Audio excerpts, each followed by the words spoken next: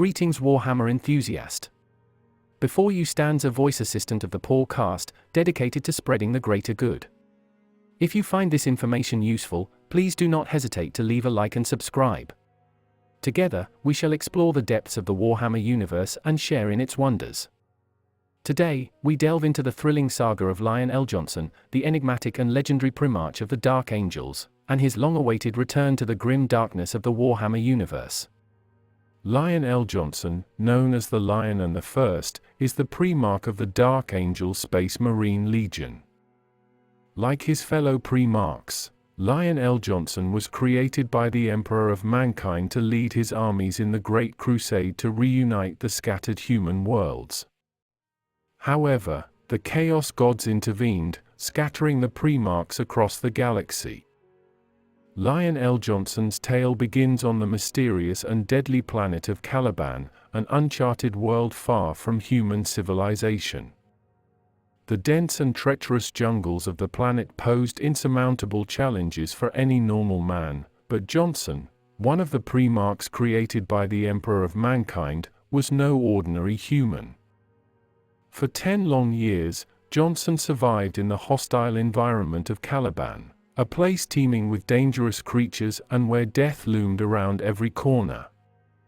His incredible strength, resilience, and instincts allowed him to survive where others would have perished in mere minutes. Throughout his time in the jungle, Jonson had no human contact or assistance, living a feral existence that honed his survival skills to an unparalleled level. The first human encounter Jonson experienced came when a group of warrior knights from the Order, an organization dedicated to protecting Caliban from the great beasts that roamed its landscape, stumbled upon him during one of their quests. The knights, well-trained and battle-hardened, were initially taken aback by the sight of the young Primarch. He was taller and more robust than any ordinary man, and his body was covered in wounds from a bolt weapon fired by one of the knights. His skin was also stained with the blood of a recently slain great beast, a testament to his ferocity and prowess in combat. As the knights prepared to kill Jonson, one of their members, a perceptive and wise warrior named Luther, sensed that there was more to this wild man than met the eye. Recognizing the potential significance of this seemingly feral individual, Luther intervened, stopping his fellow knights from attacking the Primarch. He then attempted to communicate with Jonson, and although the process was slow and arduous, he eventually convinced him to leave the jungle and accompany the knights. Upon returning to their fortress monastery, Luther named the Primarch Lion L. Jonson, meaning, the lion, the son of the forest, a tribute to the circumstances in which they had found him and a nod to his fierce nature, which reminded Luther of the most feared creature on Caliban, the Calibanite lion. Jonson was a unique individual, and his presence would undoubtedly change the fate of the Order, Caliban, and the galaxy at large. Over the next few months, Jonson acclimated to life among the Order, gradually adapting to the customs and values of the warrior knights. His natural intelligence, strength, and leadership abilities quickly caught the attention of his peers, and he soon rose through the ranks, earning the respect and admiration of the knights. Luther, who had taken on the role of mentor and friend to Jonson, worked closely with him, guiding his development and ensuring that his raw potential was honed into disciplined skill. As the Order continued to grow in strength and numbers, bolstered by Jonson's impressive leadership and martial prowess, he and Luther began to envision a grand crusade that would see the knightly orders united in their quest to rid Caliban of the great beasts, once and for all. This ambitious plan required a level of cooperation and coordination that had been previously unheard of among the fiercely independent orders, and it fell to Luther to use his considerable oratory skills to persuade the Grand Masters of the various knightly orders to join their cause. Over the course of a decade, Luther tirelessly traveled the length and breadth of Caliban, appealing to the Grand Masters and their followers with impassioned speeches and promises of a brighter future for their world. His efforts were met with great success, and soon the ranks of the Order swelled with new recruits from across Caliban, each eager to pledge themselves to Jonson and Luther's noble crusade. With their combined forces, Jonson and Luther led a relentless and brutal campaign against the great beasts, driving them back into the darkest corners of Caliban's forests and systematically exterminating them. The battles were fierce and bloody, with both sides suffering heavy losses, but under Jonson's fearless leadership and strategic genius, the Knights of the Order emerged victorious time and time again. As the years passed and the crusade pressed on, the once untamed wilds of Caliban were gradually tamed, and the great beasts that had plagued its people for generations were brought to the brink of extinction. In recognition of his pivotal role in the Crusade's success, Jonson was awarded the title of Supreme Grand Master of the Order, a distinction that placed him at the very pinnacle of Caliban's hierarchy. Though this honor was well-deserved, its bestowment ignited a spark of jealousy within Luther, who had devoted his own considerable talents and resources to the Crusade's success. This resentment would fester over time, eventually leading to a tragic and irrevocable rift between the two former friends and allies. With the great beasts defeated and the majority of Caliban's knightly orders united under his banner, Jonson turned his attention to consolidating his power and securing the loyalty of those few orders that had not yet pledged their fealty. Among these holdouts were the Knights of Lapus, a secretive and corrupt order whose members had turned their backs on the noble ideals of their brethren and embraced the dark path of chaos.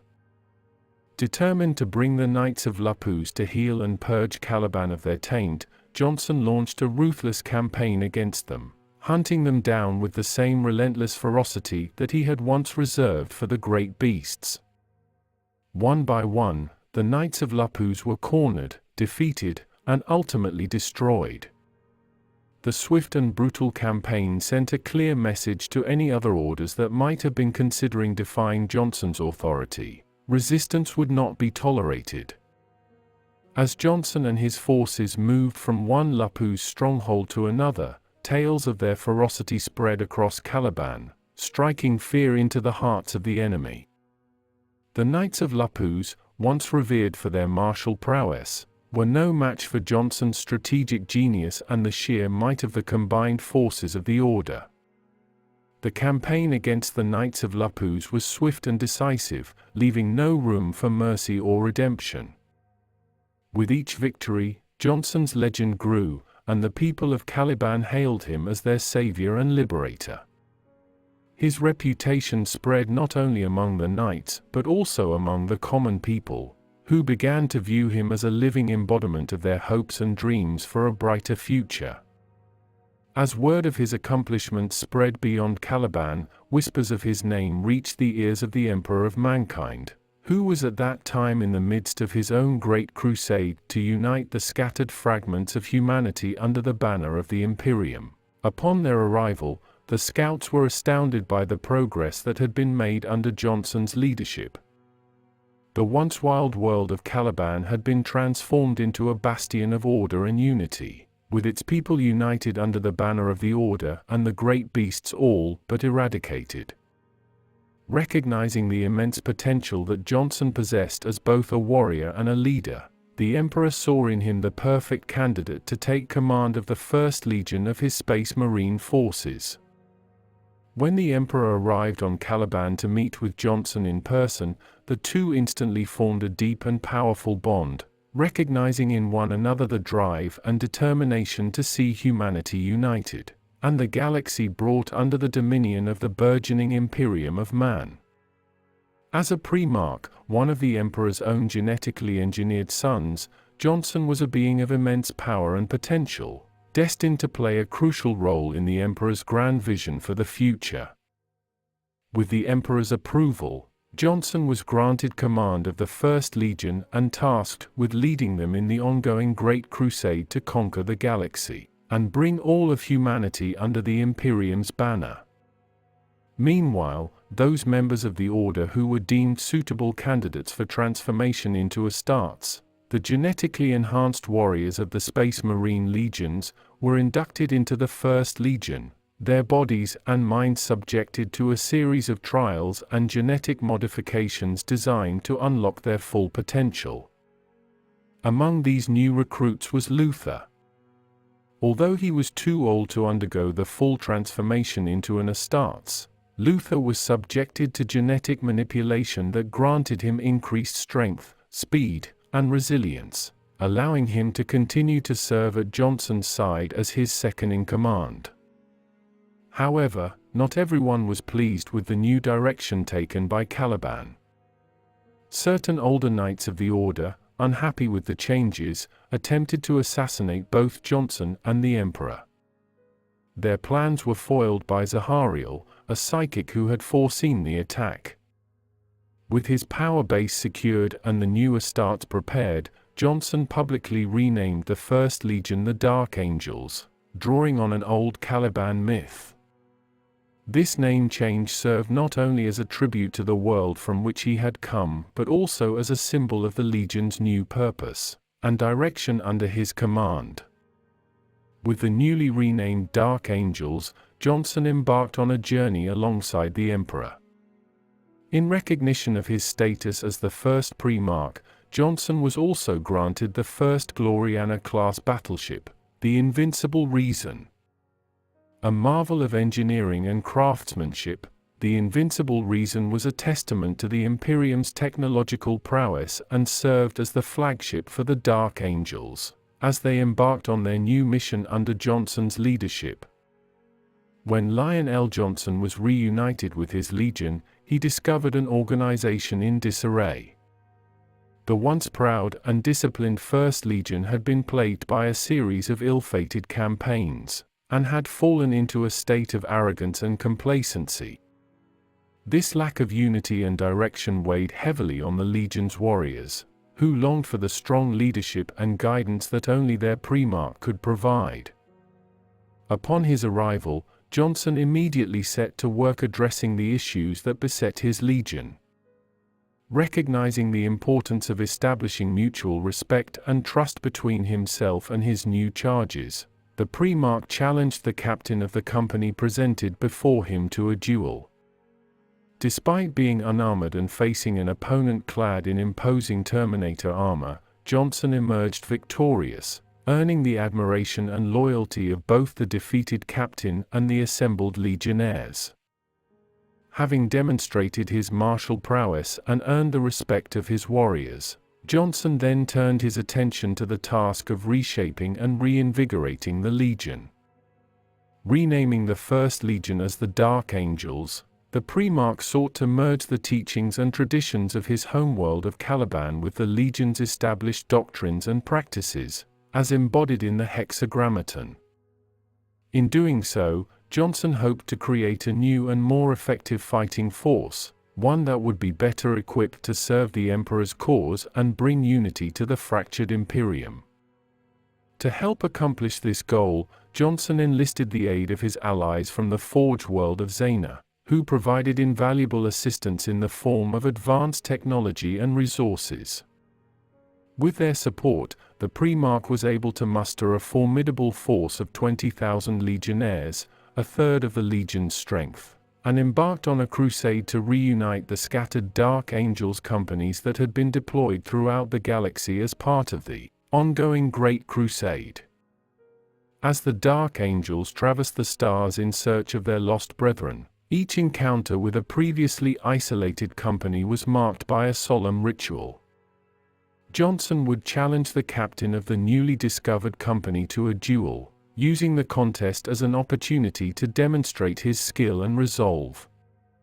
Through these displays of martial prowess, the Primarch earned the loyalty and respect of each captain and their warriors, who in turn pledged their allegiance to Jonson and his cause.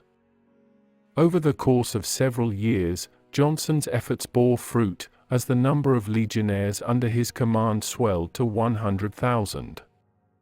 With this formidable force at his disposal, the Primarch returned to the ancient stronghold of Gramarye, where he began the process of forging the Dark Angels into a unified and cohesive fighting force.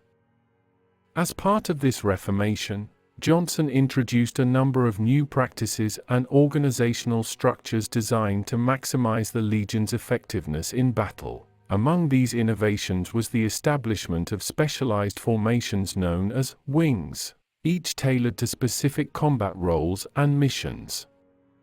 These wings, modeled after the hunting tactics of Caliban's knights, allowed the Dark Angels to deploy their forces with greater precision and flexibility, adapting their strategies to suit the unique challenges presented by each enemy they faced. At Grammary, Jonson duelled the ceremonial council champion Pyrrhus Caligat, master of the Host of Fire, in an hour-long legendary battle. Emerging victorious, Jonson accepted the titles of Grandmaster of the First Legion and the 6 wings of the Hexagrammaton: the Deathwing, Ravenwing, Dreadwing, Firewing, Ironwing, and Stormwing. Before his legion, Jonson took a final oath, and his sons swore their own oaths to their Primarch in turn. After formalizing the various informal orders in the style of Caliban's knightly orders, Jonson integrated the new recruits from Caliban into the Legion. The Lion's first act was to move on Carcassonne, which had risen in rebellion against its Ultramarines garrison. Carcassonne, a world previously subdued by the Ultramarines, had grown dissatisfied with their rule and decided to rise in rebellion against their oppressors. The situation on Carcassonne was dire, with the Ultramarines garrison struggling to maintain control and facing the possibility of being overwhelmed by the rebels. Recognizing the urgency of the situation, Jonson led the newly reorganized Dark Angels to Carcassonne, intent on quelling the rebellion and demonstrating the might of his legion. The Dark Angels arrived at Carcassonne with a sense of determination, eager to prove themselves in battle and earn the respect of their Ultramarines brethren. As the Dark Angels made planetfall, they were met with fierce resistance from the rebels. Despite the ferocity of the enemy, the Dark Angels pushed forward, their new recruits from Caliban fighting alongside the more experienced Astartes with courage and skill. The combined teachings of Caliban and the Hexagrammaton served the Dark Angels well in the conflict, enabling them to adapt and overcome the various challenges presented by the rebels and the terrain of Carcassonne. The Ultramarines garrison, initially skeptical of the Dark Angels' ability to turn the tide of the conflict, soon came to appreciate the prowess and determination displayed by their newfound allies. The Dark Angels fought relentlessly, gradually pushing the rebels back and dismantling their operations.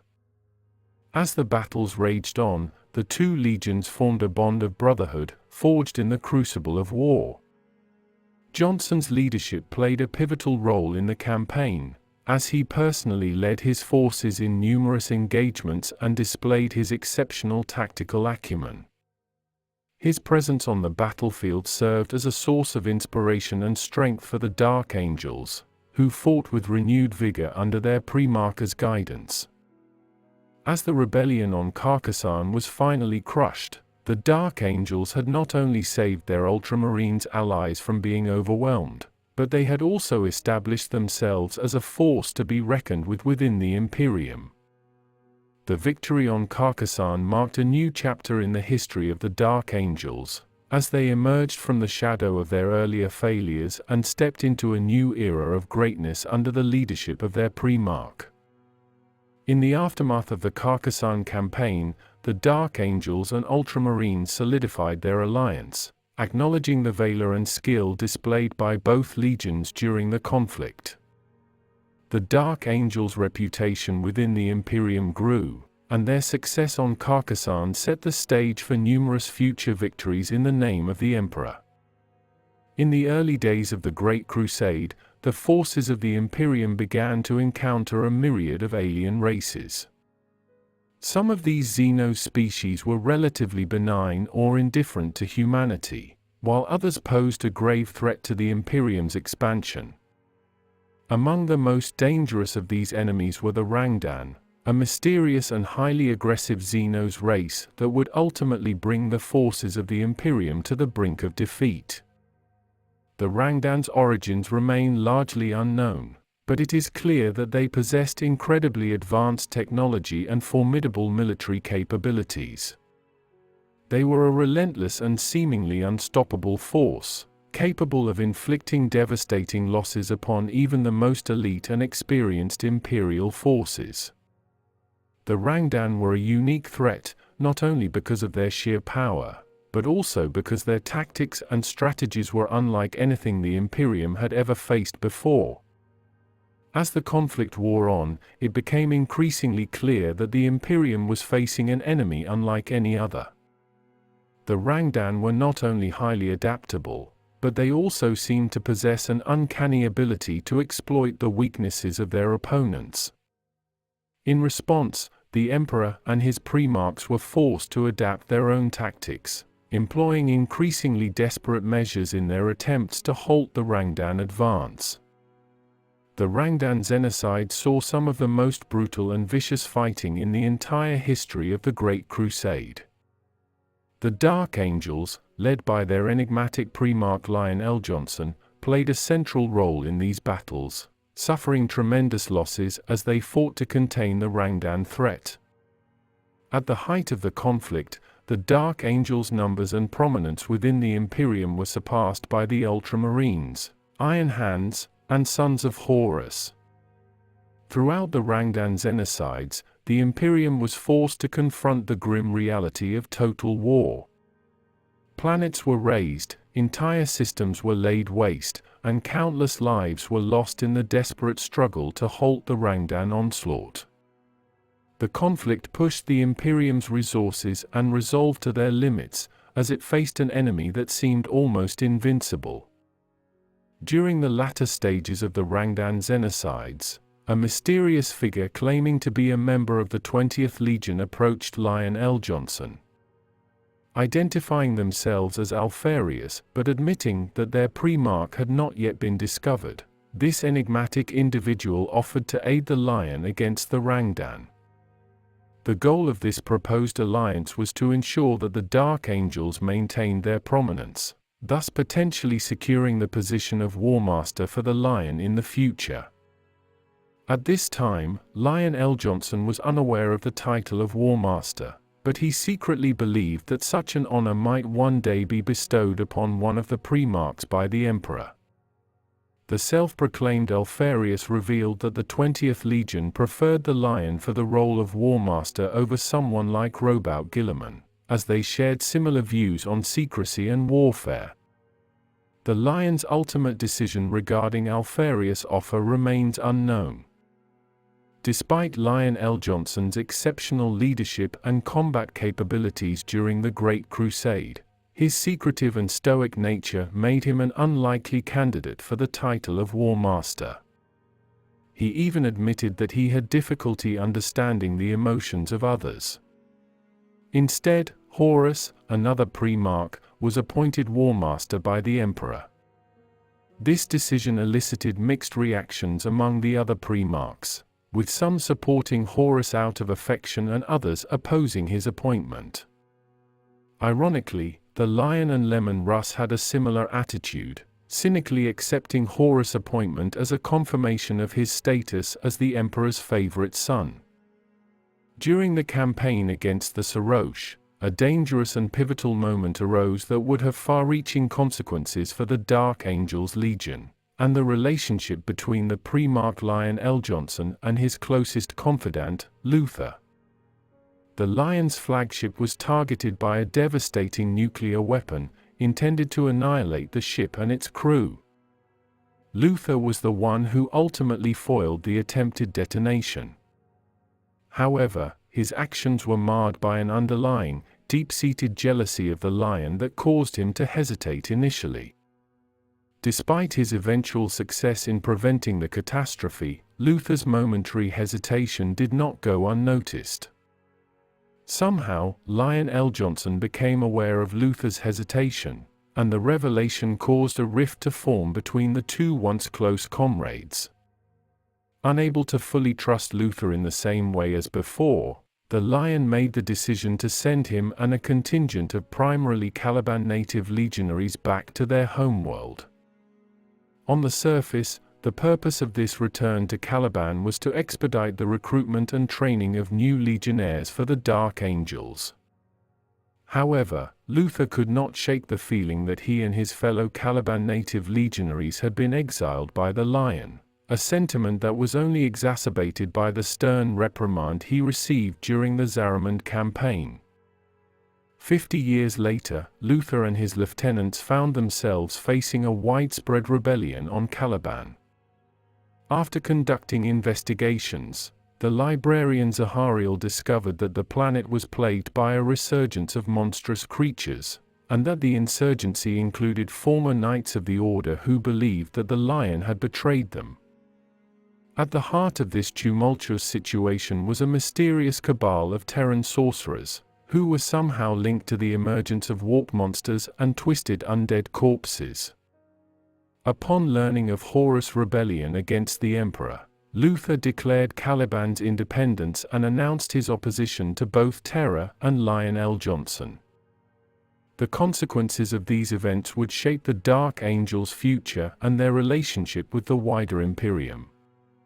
The division between Lion L. Jonson and Luther, along with the rebellion on Caliban, would ultimately lead to a schism within the Legion, with far-reaching ramifications for the Dark Angels' role in the Horus Heresy and beyond. As tensions mounted on Caliban, Luther and his lieutenants worked tirelessly to recruit, train, and equip new Dark Angels to bolster their ranks in preparation for the inevitable confrontation with the forces loyal to the Lion and the Emperor. The bitterness and resentment between the two factions grew, fueled by perceived betrayals and slights on both sides. As the rebellion on Caliban gained momentum, the situation grew increasingly dire for those loyal to the Emperor. The conflict began to spread beyond the borders of Caliban, threatening to engulf the entire sector. As the Dark Angels fought amongst themselves, their enemies in the wider galaxy continued to grow in strength, capitalizing on the distraction caused by the internal strife. Upon receiving the news of Horus's betrayal, Lion L. Jonson was in the midst of a campaign against the Gordian League in the Shield Worlds. Recognizing the implications of Horus's rebellion, the Lion deduced that Horus would inevitably have to confront the Emperor on Terra to claim ultimate victory. To protect the Emperor and the Imperial Palace, Jonson decided to strike a preemptive blow against Horus's forces. Lion L. Jonson hatched a plan to secure several powerful siege weapons from the Forge World Tiamat, which he believed Horus would require for a successful assault on Terra. Despite facing overwhelming odds, the Lion and his small force managed to secure the siege weapons in a brilliant tactical move. By doing so, he effectively undermined Horus's ability to besiege the Imperial Palace without directly engaging the War Master in battle. Following this victory, the Lion crossed paths with Perturabo, who, along with several other legions, was en route to join Ferrus Manus in confronting Horus at Istvan V. Seeing an opportunity to potentially secure the position of War Master for himself after Horus's anticipated defeat, Jonson made a fateful decision. He agreed to trade the siege weapons to Perturabo in exchange for the latter's support in his bid for the title of War Master. Unfortunately, Jonson was not aware that Perturabo was, in fact, an ally of Horus, as would later be revealed by his actions at Istvan V. The Lion's decision to trade the siege weapons to Perturabo had unwittingly provided Horus's forces with the very tools they needed for a successful assault on Terra. This tragic miscalculation would have far-reaching consequences for the Imperium. After the siege of Tiamat and the exchange of the siege engines, Lion L. Jonson returned to the Shield Worlds, where the majority of his legion was stationed, with the intention of heading to Terra immediately. However, this plan was disrupted by the unfolding events at Istvan V, a brutal massacre that would come to be known as one of the darkest chapters in the history of the Horus Heresy. As part of Horus' strategy to divert loyalist legions away from Terra, the Night Lords were dispatched to the eastern fringes to wreak havoc on the Imperium's loyalist worlds. Under the command of their Primarch, Conrad Kurz, the Night Lords embarked on a brutal campaign known as the Thramas Crusade. During this time, Kurz invited Lion L. Jonson, Primarch of the Dark Angels, to a meeting on the planet Segualsa. At the meeting, Kurz revealed a prophecy concerning the future of the Dark Angels to the Lion. However, the talks soon deteriorated into a fierce confrontation, with both Primarchs sustaining injuries. The Lion left the encounter with a slashed throat, while Kurz had a sword embedded in his back.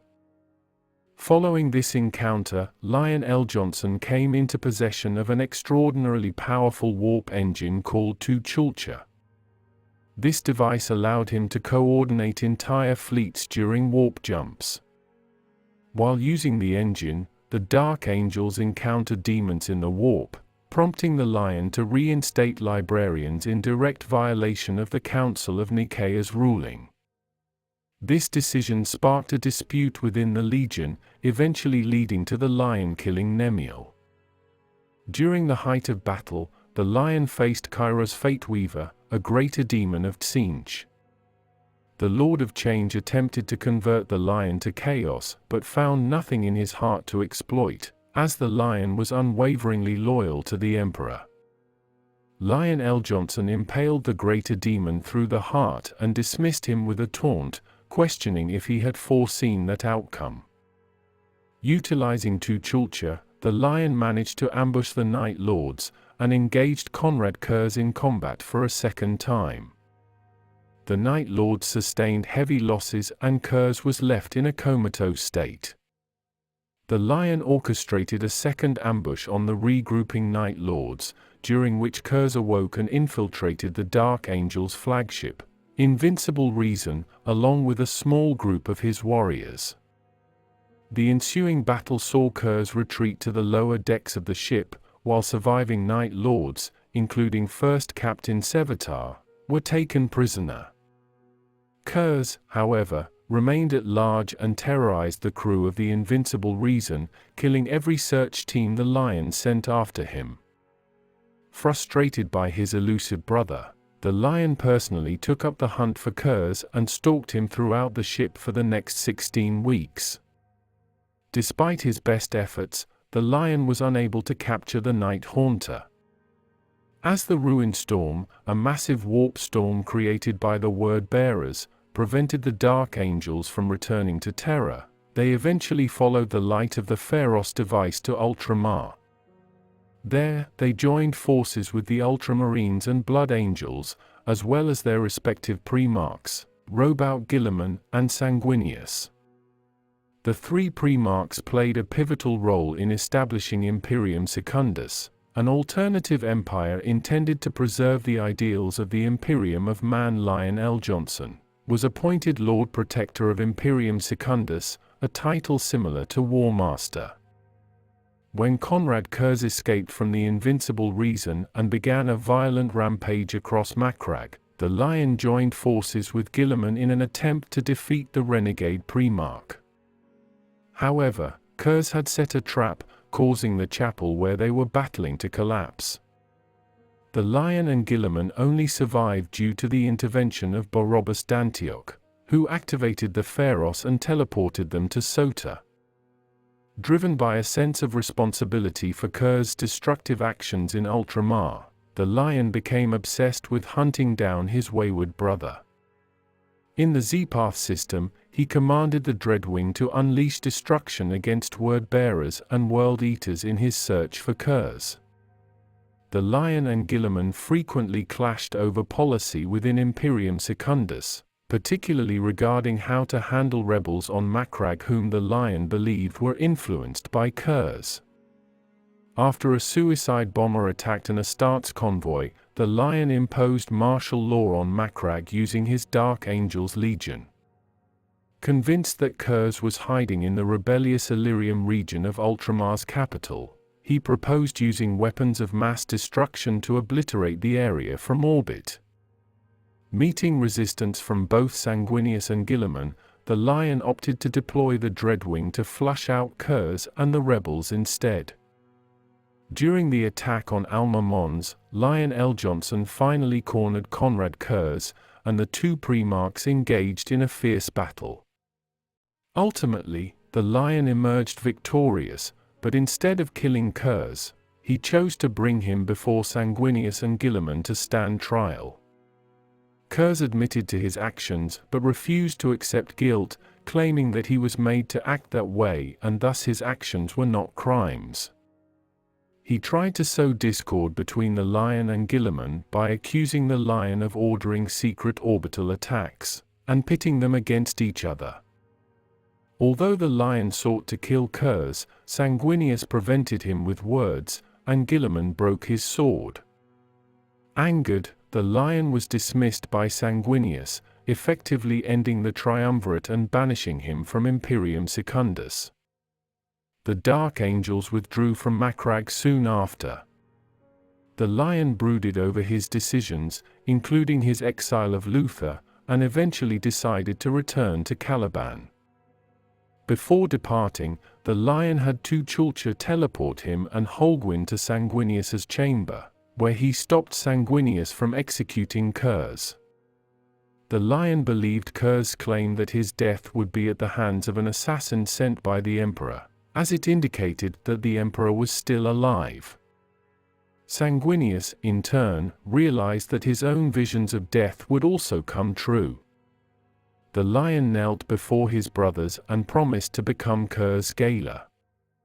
Kurz remained captive aboard the Invincible Reason, and the Lion would occasionally visit him in an attempt to gather information from his prophetic visions, though Kurz rarely cooperated.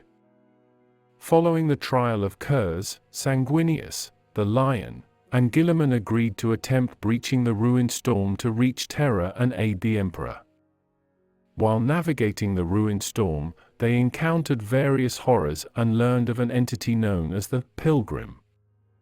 Frustrated with their inability to navigate the storm, even with two Chulcha's assistance, the Primarchs followed Sanguinius's vision to return to Davin, where the conflict began. Upon arriving at Davin, Sanguinius surprised the Lion by taking the captive Kurz with him, hoping to use Kurz's prophetic abilities to determine his course of action. As Sanguinius led a mass landing on Davin, the Lion nearly ordered the planet's extermination but relented at the last moment, horrified by what he had almost done. He realized that some power was attempting to force the Primarchs down the path to damnation and decided to follow Sanguinius to Davin. This moment highlights the Lion's internal struggle, loyalty to his brothers, and commitment to fighting against the forces of chaos. At Davin, Sanguinius found himself trapped within a portal, battling the demon Medael while Guilliman and the Lion desperately tried to reach him. A vicious battle ensued both on Davin and in orbit, where Guilliman's acting flagship Samothrace was destroyed by the demonship Veritas Ferrum. On the planet's surface, Guilliman and the Lion finally fought as brothers and together brought down a massive soul grinder. Eventually, Sanguinius escaped, and the Space Marine forces evacuated to space. With Davin destroyed by cyclonic torpedoes, a breach in the ruined storm became visible, leading to Terra. However, Horus had foreseen this route and set up a large blockade. Guilliman and the Lion agreed to distract the blockade while Sanguinius and the Blood Angels headed directly for Terra. The Lion expressed his desire to further distract the enemy by attacking worlds Horus had captured along the way, an act of vengeance he would relish. Before or during the siege of Terra, the Astronomicon went dark for the Dark Angels' fleet. Fearing that Terra had fallen, the Lion became nihilistic and pledged himself to burn as much of the traitor's territory as he could. He oversaw the destruction of Chemos and Barbarus in a spiteful purge dubbed the Passage of the Angels, relying on two Chulcha for guidance. The Lion eventually made for Deliverance, the Raven Guard's homeworld, where Corax and Lemon Russ were mustering. Although initially questioning the Raven Guard's absence from major war fronts, the Lion's concerns were put to rest by Russ. Russ then declared he would join the Lion's crusade of vengeance, contributing warriors equipped with new Mark VI power armor produced on Kievar. Corax, however, was cautious and only assigned a small expeditionary force of his Raven Guard to the Lion's forces. Ultimately, the Lion made his way to Terra but arrived too late to influence the battle or prevent the Emperor from being interred on the Golden Throne. His efforts to distract the traitors and exact vengeance, while valiant, did not alter the final outcome of the Horus Heresy.